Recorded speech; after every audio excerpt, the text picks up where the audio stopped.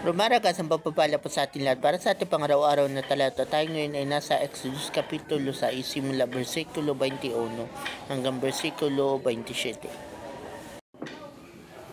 Naging anak ni Isar sina Kore, Nefeg at Sikri. Ang mga anak naman ni Oshel ay sina Misael, Elsafan at Sitri. Napangasawa ni Aaron si Elizabeth na kapatid ni Naasyon na anak ni Aminadab. Naging anak nila sina Nadab, Abihu, Eleazar at Itamar. Ang mga anak ni Kore ay sina Aser, Elkana at Abiasap.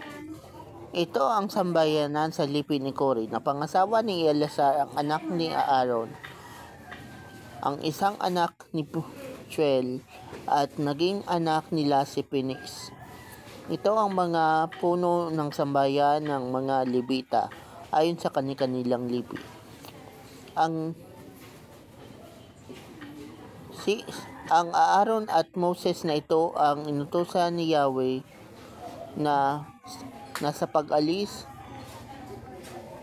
ng Israel sa Ehipto ay handa ang buong bayan sa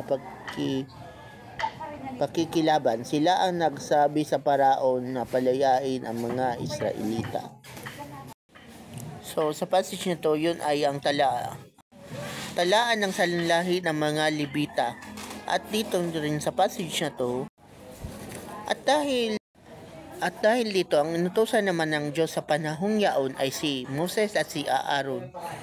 At syempre, kapag kinausap mo ang Paraon at inutusan mo ang Paraon nung panahon na yun, para na rin yung death sentence. Pero ginawa nila pa rin dahil alam nila na mas mataas ang kapangyarihan ng Diyos kaysa sa Paraon. At kalaon na napalaya nga sa pagiging alipin sa Ehipto ang mga Israelites.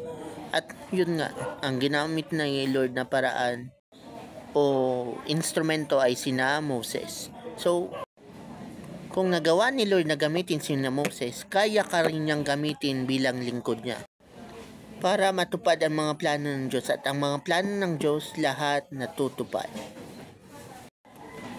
Sapagkat ito ay kanyang pinapangyari. At katulad ni Moses, tayo rin mararanasin natin ang kapangyarihan ng Diyos.